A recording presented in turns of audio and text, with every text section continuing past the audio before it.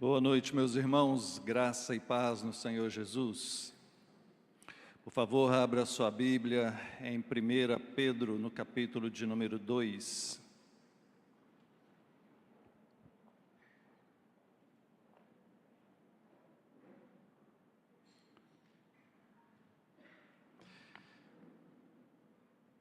Primeira Pedro, capítulo de número 2.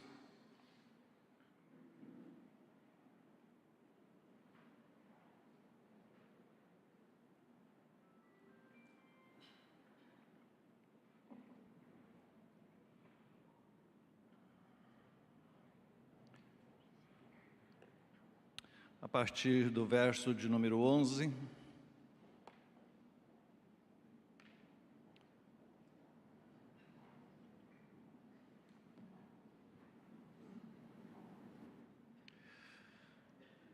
Amados, peço a vocês, como peregrinos e forasteiros que são, que se abstenham das paixões carnais que fazem guerra contra a alma, tendo conduta exemplar no meio dos gentios, para que, quando eles os acusarem de malfeitores, observando as boas obras que vocês praticam, glorifiquem a Deus no dia da visitação.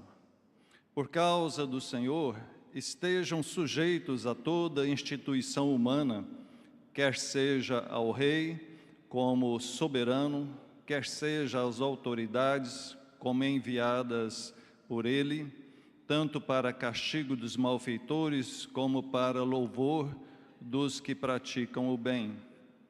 Porque assim é a vontade de Deus, que pela prática do bem vocês silenciem a ignorância dos insensatos. Como pessoas livres que são, não usem a liberdade como desculpa para fazer o mal.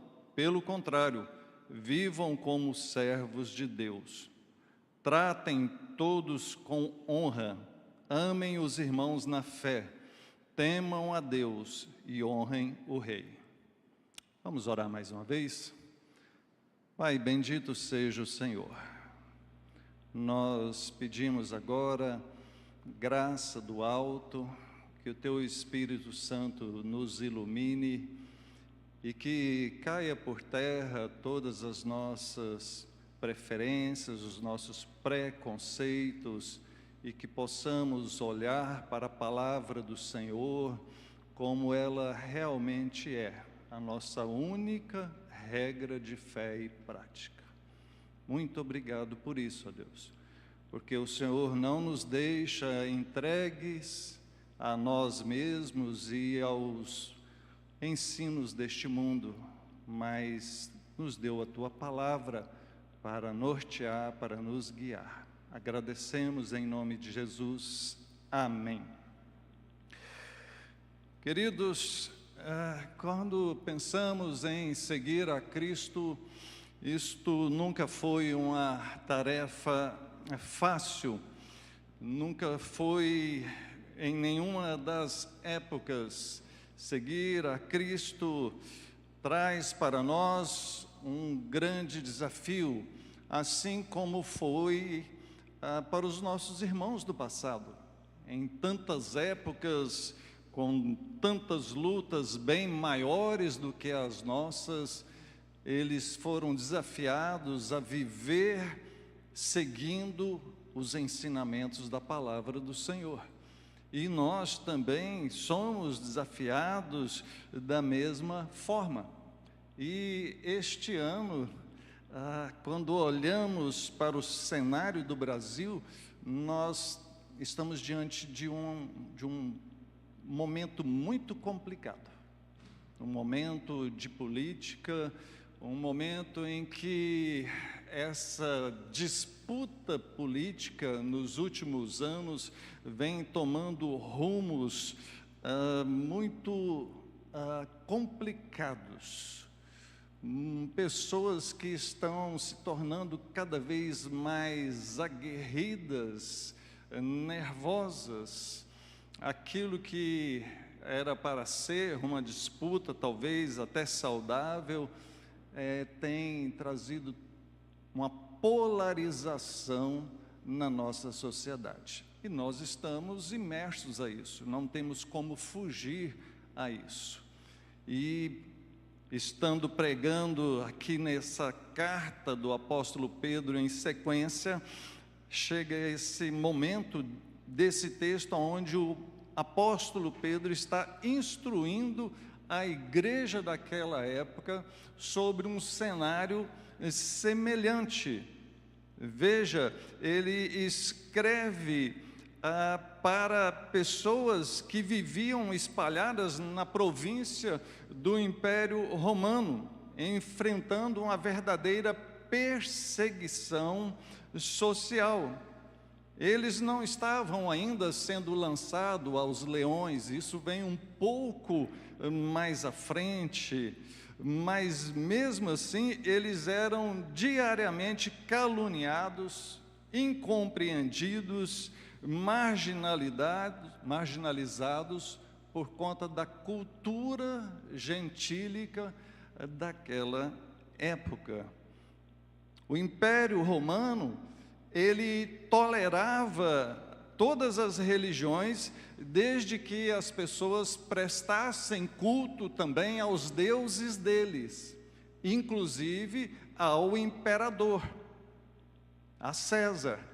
E os cristãos não faziam isso. Os cristãos não adoravam outros deuses, não reverenciavam o imperador como sendo um Deus vivo. E por conta disso eles eram perseguidos, marginalizados, vistos como ateístas, como subversivos.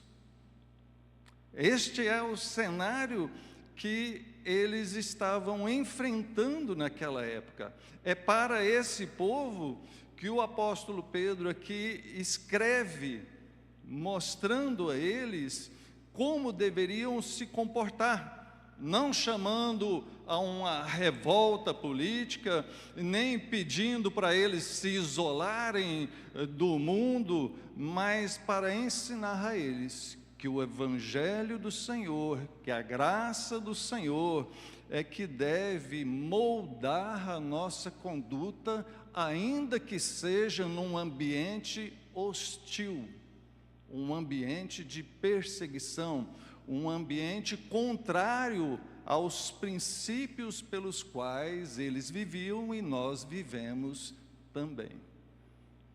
Perceba, não é tão diferente assim. Embora a perseguição não seja tão grande, nós como cristãos ainda somos chamados a nos moldarmos pela palavra de Deus e não por este mundo, não por esta sociedade. Bom, então, eu gostaria de analisar esse texto com vocês em 4 pontos aqui. Primeiro, versos 11 e 12, ele inicia dizendo assim: Amados, peço a vocês, como peregrinos e forasteiros que são, que se abstenham das paixões carnais que fazem guerra contra a alma, tendo conduta exemplar no meio dos gentios, para que, quando eles os acusarem de malfeitores, observando as boas obras que vocês praticam, glorifiquem a Deus no dia da visitação. Ele traz aqui de início a nossa identidade espiritual. Somos peregrinos, somos forasteiros.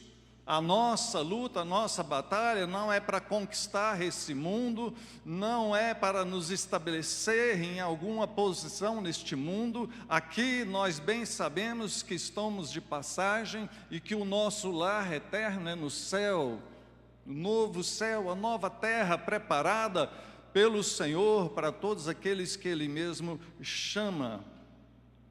Agora, enquanto caminhamos aqui, enquanto vivemos aqui, o nosso comportamento ético, moral, ele deve funcionar como uma ferramenta de evangelismo, de mostrar a esse mundo pela nossa conduta, pela maneira de sermos, qual é a vontade do Senhor para cada um de nós.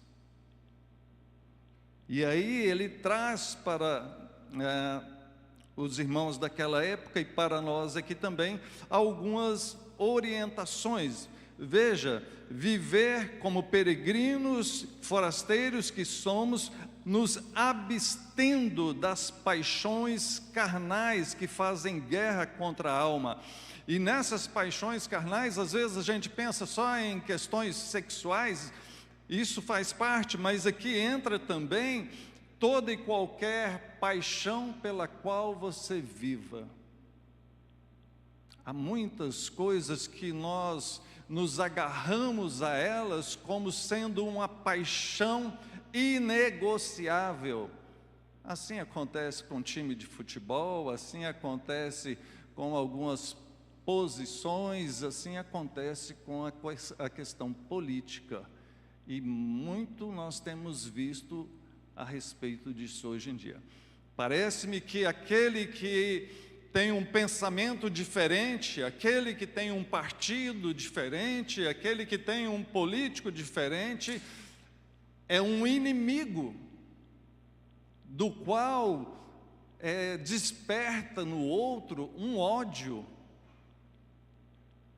Isso não condiz com o pensamento, com as virtudes cristãs. Então ele, de cara, ele já fala: vocês são peregrinos, vocês são forasteiros, vocês não viverão eternamente aqui vocês estão de passagem, então abram mão dessas paixões mundanas, humanas, carnais,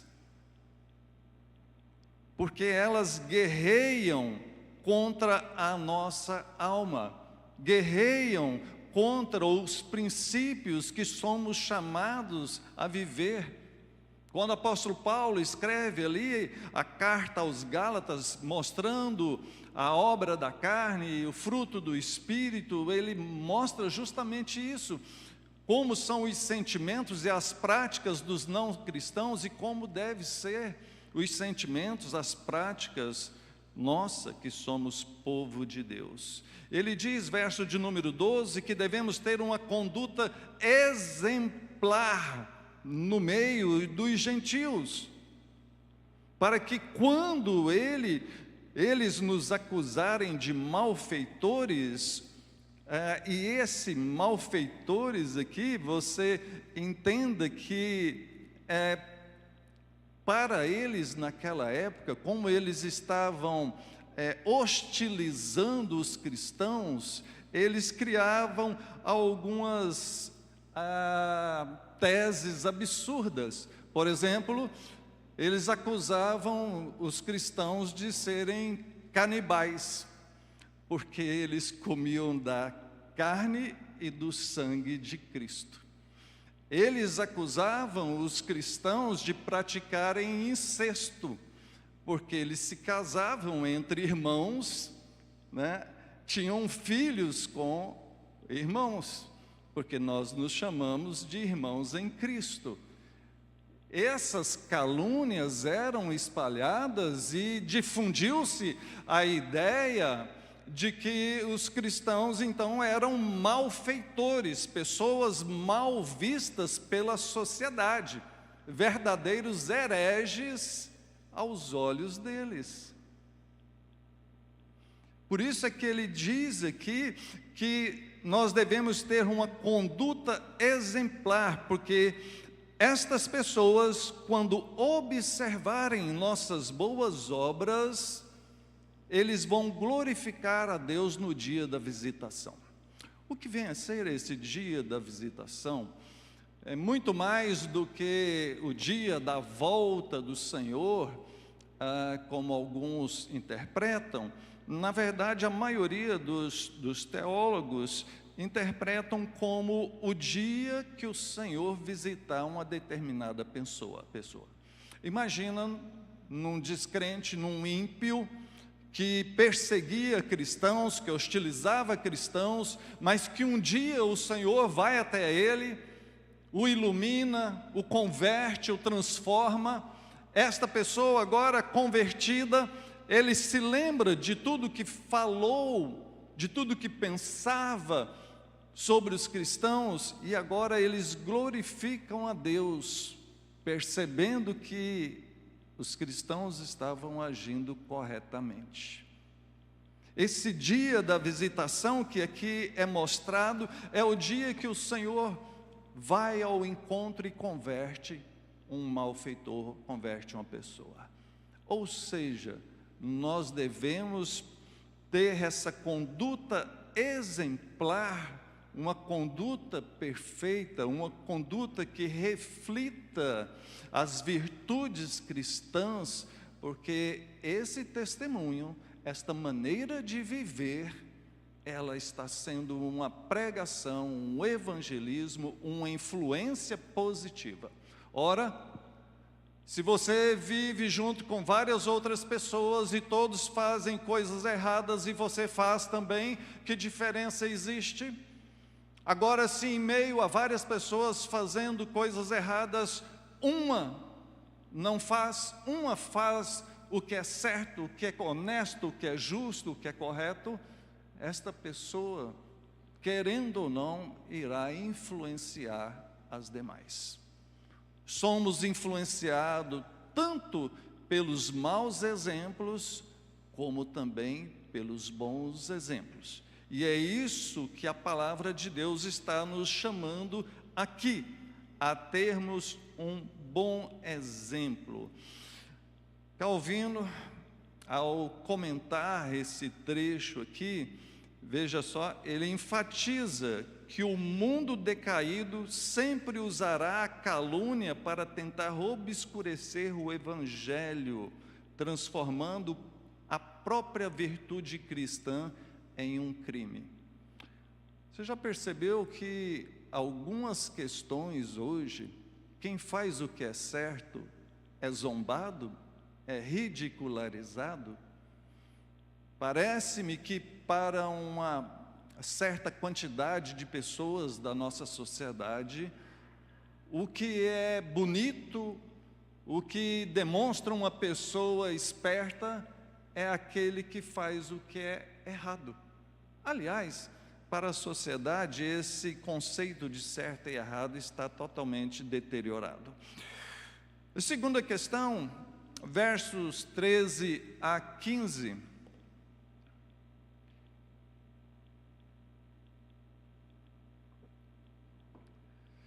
Nos diz assim: por causa do Senhor, estejam sujeitos a toda instituição humana, quer seja ao rei como soberano, quer seja as autoridades como enviadas por ele, tanto para castigo dos malfeitores como para o louvor dos que praticam o bem, porque assim é a vontade de Deus, que pela prática do bem vocês silenciem a ignorância dos insensatos.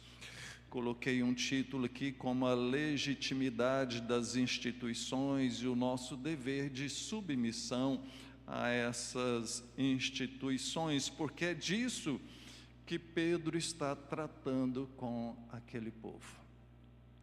E eu gostaria que você lembrasse que nós estamos diante da palavra do Senhor, e é assim que o Senhor orienta-nos, e é assim que devemos nos tornar, conforme ela requer. Ele entra aqui diretamente na questão da esfera civil, e está trazendo uma ordem a nós de submissão a toda a instituição humana. No primeiro século, isso se referia às estruturas do Império Romano. Hoje, no Brasil, abrange o ordenamento jurídico, a Constituição Federal, as leis vigentes, os poderes constituídos. O cristão obedece às leis do país por uma motivação espiritual, ou seja, como diz o texto, é por causa do Senhor. Observe, se você tem como destacar isso na sua Bíblia, sublinhe, marque. Verso 13 inicia dizendo: por causa do Senhor, estejam sujeitos, submissos a toda instituição humana. Vivemos uma época de rebeldia, aonde as pessoas não querem se submeter a nenhum tipo de autoridade. Desde as mais simples, quando a gente pensa numa escola onde tem alunos e professores, os alunos já não querem mais obedecer os professores, e ai daquele professor que chama a atenção de um aluno. Quando ele prossegue dizendo que devemos estar sujeitos ao rei como soberano, na época apontava diretamente para a figura de Nero. No nosso contexto atual, aplica-se a autoridade máxima do poder executivo, o presidente da República. Exige respeito ao cargo e à função pública, independentemente de preferências ideológicas ou partidárias pessoais. O texto ainda prossegue dizendo a respeito das autoridades, quer sejam as autoridades como enviadas por ele. Naquela época apontava para os governadores provinciais e magistrados romanos como Pilatos, Félix. Hoje corresponde aos governadores, prefeitos, parlamentares do legislativo, magistrados do judiciário, forças de segurança pública, delegadas para manter a ordem e aplicar a justiça no nosso dia a dia. Somos chamados aqui a nos submeter a todas essas autoridades. Verso de número 15, porque assim é a vontade de Deus. Perceba, quando não há da nossa parte uma submissão às autoridades, nós estamos deixando de cumprir a vontade do Senhor. Por isso é algo sério. Por isso devemos pensar com carinho. Por isso não podemos simplesmente olhar para o cenário da nossa sociedade, do nosso país, mas lembrar que a palavra de Deus nos guia, nos orienta a um modo de nos comportar diante dessa situação. Assim é a vontade de Deus, que praticamos o bem no meio dessa insensatez toda, no meio secular, em todas essas questões, para que a vontade de Deus seja cumprida.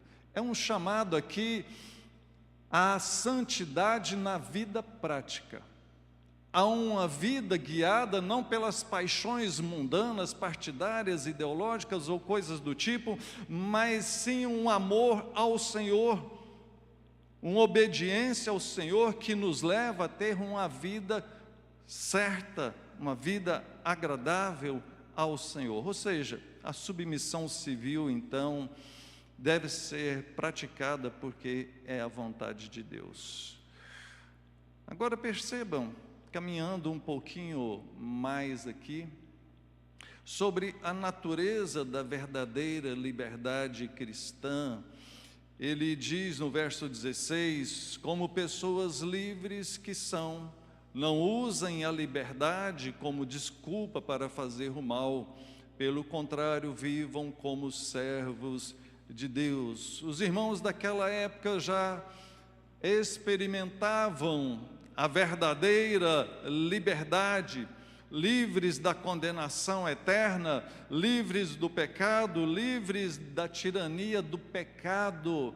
É dessa liberdade que ele menciona como pessoas livres. Ele está falando desse aspecto, mas como pessoas livres em Cristo, não deveríamos usar a liberdade como uma desculpa para fazer o mal.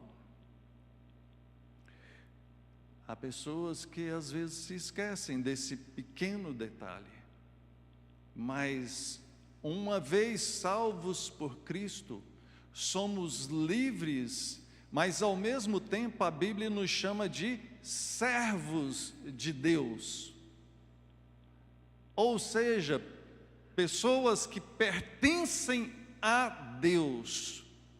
A nossa liberdade só vai até onde a vontade do Senhor permite. Ao ultrapassarmos a vontade do Senhor, nós estamos nos rebelando contra Ele. Então não é uma liberdade para viver como você pensa, como você quer, ou como alguém possa te induzir. É uma liberdade para viver e desfrutar na presença do Senhor, segundo a vontade e a orientação dEle para nós. Essa é a verdadeira liberdade. Alguém que está extrapolando a vontade de Deus, ele ainda permanece em trevas, ele ainda é escravo do pecado, ele ainda é guiado pelas paixões do seu coração, que, como nós lemos há pouco, fazem guerra contra as questões espirituais. Essa questão que lá em Gálatas Paulo expõe muito mais: o espírito milita contra a carne contra o espírito, eles são opostos entre si. De um lado, ao vermos coisas erradas nesse mundo, dá vontade de ir lá e fazer justiça com a própria mão, dá vontade às vezes de ir lá e sacudir, falando: não faz isso, muda isso. Se dependesse de você, o que você faria? Se você tivesse poder de tirar pessoas, colocar pessoas, o que você faria? É assombroso pensar e ver comentários nas redes sociais, o tal dito do discurso de ódio, de pessoas que parece que estão prontas para realmente desejar a morte de um adversário político, de alguém que pensa diferente. Você consegue imaginar um cristão verdadeiramente servo do Senhor, desejando a morte de outra pessoa, apenas porque ele não é do mesmo pensamento, do mesmo partido que o seu? Você consegue imaginar um cristão entrando num bate-boca e usando palavras de baixo calão, simplesmente para defender algum tipo de ideologia? Ou nós confiamos que Deus está no controle de tudo, ou nós começamos a querer resolver as coisas pela nossa própria força. E aqui o último versículo, ele vai trazer para nós uma orientação bem mais profunda. Nesse verso 17, nós temos aqui 4 imperativos, um versículo tão curto e ao mesmo tempo tão profundo, e eu quero me deter um pouquinho mais aqui. Ele diz o seguinte: primeiro imperativo, tratem todos com honra, todas as pessoas, qualquer ser humano, porque todo ser humano traz consigo a imagem e semelhança de Deus. Então, honrar todas as pessoas, desejar o bem para o próximo, é entender que essa pessoa foi criada pelo próprio Deus. Ele que criou você, criou essa pessoa. E se ela não é da maneira que você deseja, se você não concorda com ela, se você acha que ela é uma pessoa má, e isso, aquilo, ore e interceda a Deus para transformar a vida dela, porque o Deus que transformou a sua vida pode transformar a dela também.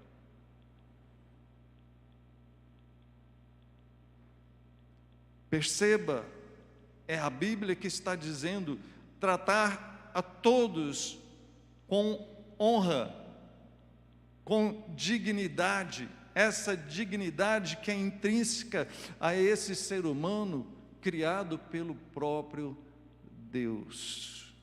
Devemos respeito ao próximo, inclusive aqueles que discordam de nós.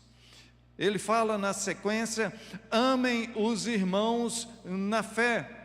A igreja local, aqueles que nós temos como os nossos irmãos e que compartilham da mesma comunhão em Cristo, esta é fácil para nós, né? É muito fácil amar os nossos irmãos em Cristo, e como é gostoso quando estamos no meio do povo de Deus. Amem os irmãos na fé. Agora, às vezes, um irmão pensa diferente. Às vezes, um irmão não tem o mesmo partido político que o seu. Às vezes, um irmão fala ou faz algo que te desagrada, e aí parece que esse amor se esvai assim, de uma maneira tão rápida, que agora ele já passa a ser discriminado, você já coloca ele para escanteio, você já vai lá naquela lista de preferência e põe ele lá em último lugar. Ora, amar os que nos amam é muito fácil,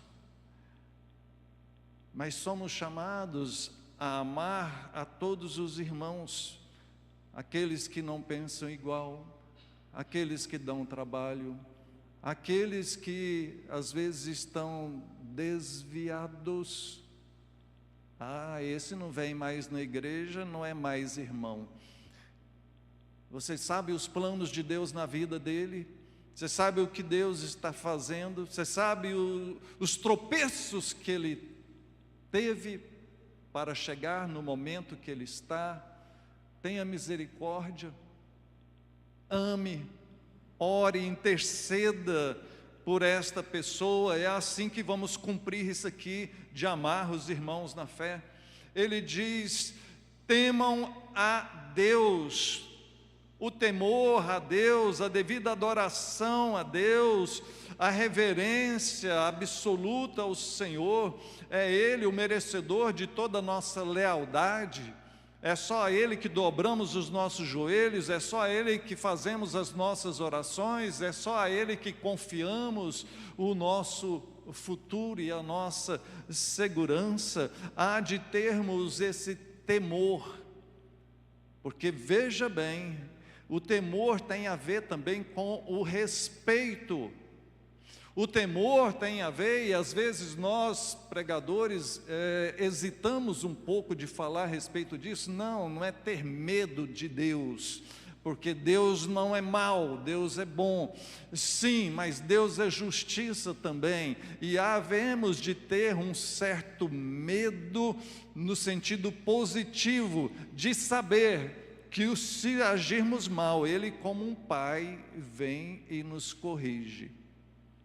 Sabe aquela criança que vai fazer algo errado e ela lembra que pode ser corrigida, e ela ali pensa 2, 3 vezes, evita fazer aquilo porque ela não quer ser corrigida? Acho que nos falta um pouco disso. Começamos a pensar que Deus é o nosso chegado, que está ali sempre para nos perdoar, e Ele sempre nos compreende, e Ele sabe que a carne é fraca, e olha, não brinque com o Senhor. De Deus não se zomba, com Deus não se brinca. Temer a Deus, e temer a Deus no contexto dessa mensagem de hoje, significa viver não pelos padrões desse mundo, mas viver pelos padrões de Deus.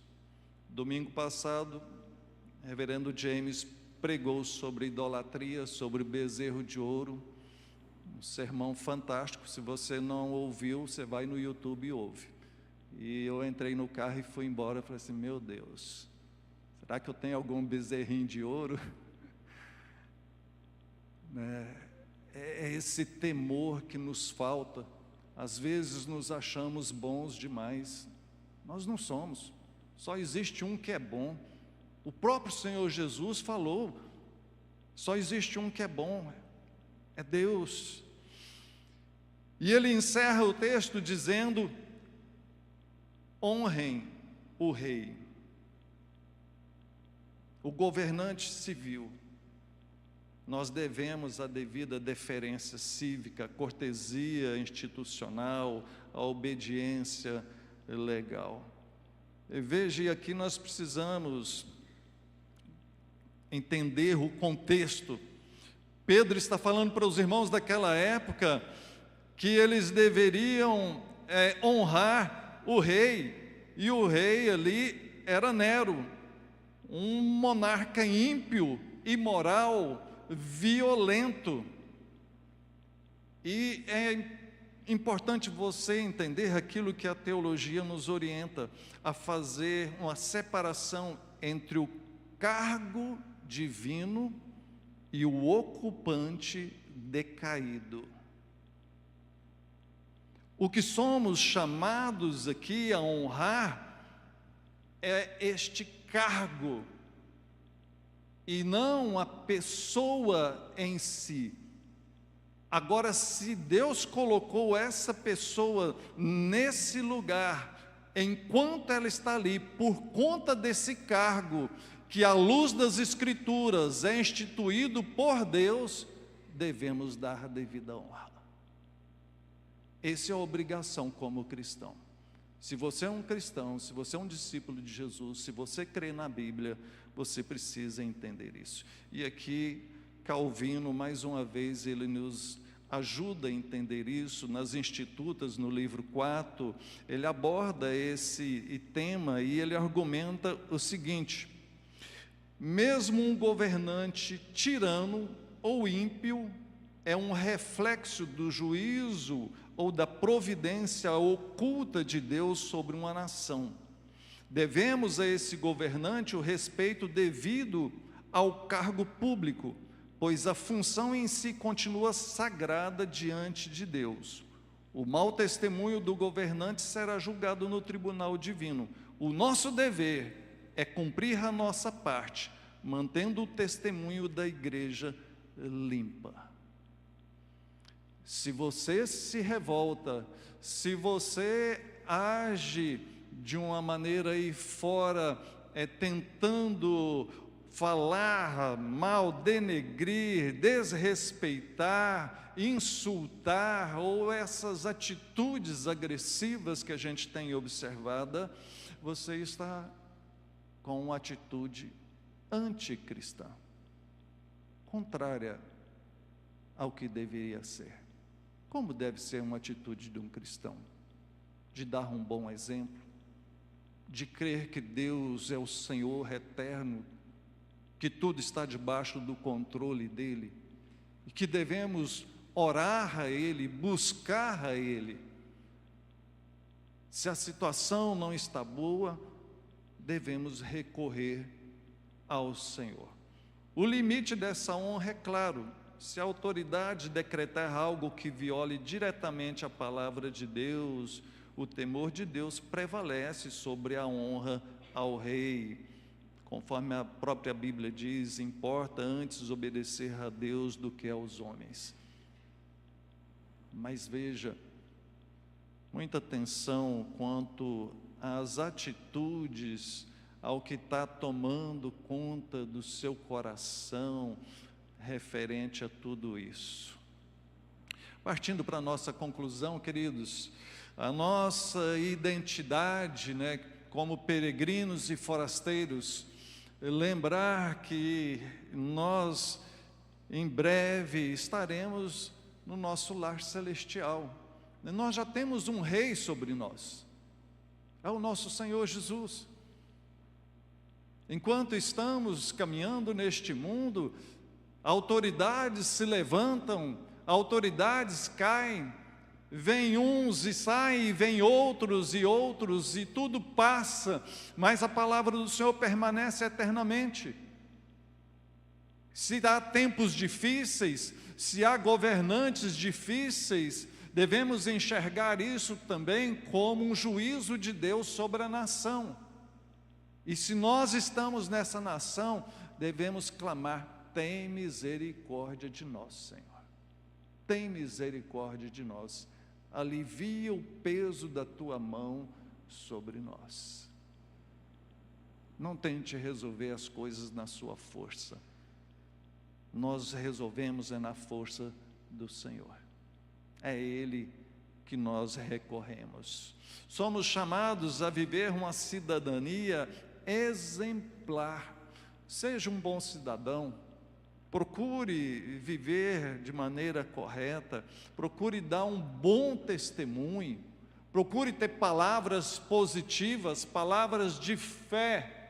Se você chega numa roda e está todo mundo falando mal, pessimistas, começa a falar de fé, de esperança, de confiança em Deus. É isso que somos chamados, para proclamar o Evangelho da salvação, o Evangelho da graça. E lembrem-se que fazemos tudo isso por causa do Senhor, porque essa é a vontade do Senhor para nós. E fechar com uma aplicação. Primeiro, queridos, a respeito da nossa comunhão e das nossas divergências políticas. Não deixe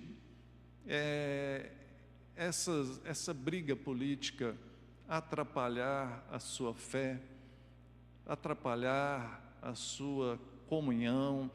É um tempo que a gente vê assim, familiares brigando, irmãos de igreja brigando, colegas de trabalho brigando. Não deixe que isso tome conta no seu coração. Preze pela comunhão, pela paz. Lembre-se que somos pacificadores. Exercite a cidadania com o devido temor a Deus, olhando para o Senhor. Quando for a época da eleição, vote, exerça a sua obrigação, mas faça isso com base em princípios bíblicos. Por exemplo, sobre a justiça, a defesa da vida, Provérbios 31:8, somos o povo que promove retidão, honestidade, integridade, Êxodo 18, homens e mulheres de verdade que rejeitam a corrupção, que rejeitam a avareza, competência para o serviço, Romanos 13, pessoas que realmente sejam capazes para exercer o cargo que vai liderar as lideranças da nossa sociedade. E sobre a garantia de paz e de liberdade, 1 Timóteo capítulo 2, pessoas que vão preservar a ordem social e promover a liberdade de expressão. Sabe, queridos, e por fim, evite a todo custo a difamação, busque a oração. Nós cremos que o Senhor está no controle da nossa nação. Nós cremos que o Senhor está no controle deste mundo. Jamais perdeu. Então eu espero que você se lembre que a palavra do Senhor nos chama a uma conduta séria, de paz, de amor, de conciliação diante desse cenário adverso. Que Deus nos abençoe. Vamos orar? Pai, bendito seja o Senhor. nós agradecemos por Tua palavra. É um desafio muito grande para nós, ó Deus, porque confessamos que muitas vezes, ao olhar situações ao nosso redor, nós queremos resolver aquilo da nossa maneira. Mas agora te pedimos, ó Deus, não deixe que esse sentimento que tem tomado conta de tantas pessoas também venha ao nosso coração. Ó Deus, tira de nós qualquer influência negativa dessa sociedade, que possamos nos basear pela Tua palavra, sentimentos, pensamentos, decisões que agradem ao Senhor. Usa, ó Deus, a cada um de nós para ser fonte de paz no meio deste mundo tão agitado. Intercedemos, ó Deus, pela nossa nação. Intercedemos, ó Deus, por essas eleições que teremos esse ano. Pedimos que a paz do Senhor esteja reinando e que a vontade do Senhor seja feita. Não deixe, ó Deus, nada acontecer fora dos Teus planos, pois o Senhor é o Deus, o único Deus, soberano sobre tudo e sobre todos. Abençoe nossa nação, te pedimos em nome de Jesus. Amém. Vamos louvar o Senhor com cântico e depois receberemos a bênção.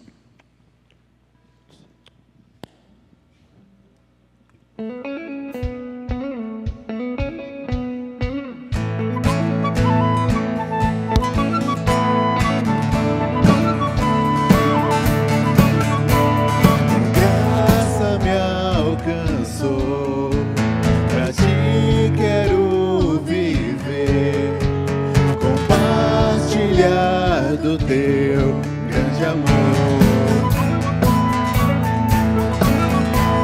O que podemos ser na vida de alguém depende tão somente de nós. Se eu não for, quem irá? Se eu não estender as mãos, quem o fará? Me envolver, me entregar e dizer ao mundo que Jesus voltará, até que Ele venha, até que Ele venha. Cristo a esperança que ao mundo vou levar, até que Ele venha, até que Ele venha. Ele é a razão que me faz continuar.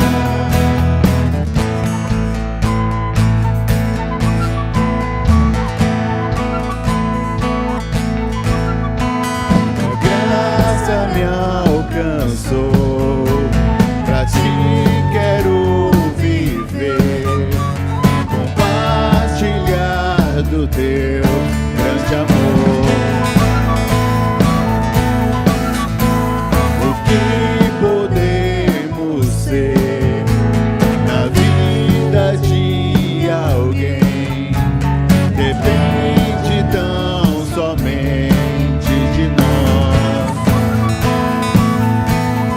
Se eu não for, quem irá?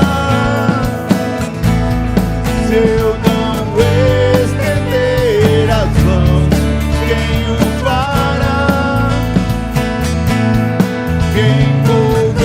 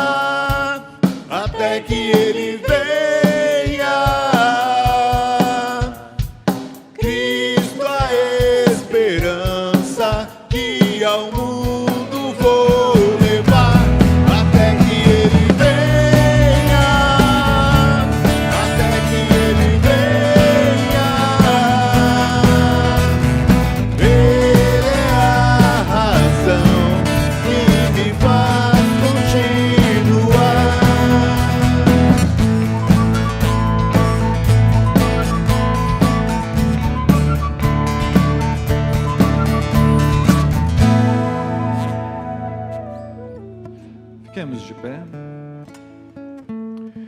E agora, meus irmãos, que a graça do nosso Senhor e Salvador Jesus Cristo, o amor de Deus, o nosso eterno Pai, a comunhão, a consolação do Espírito Santo de Deus, seja sobre todos nós e sobre todo o povo de Deus, hoje e sempre. Amém. Amém. Sente-se um instante, temos alguns avisos com o pastor James.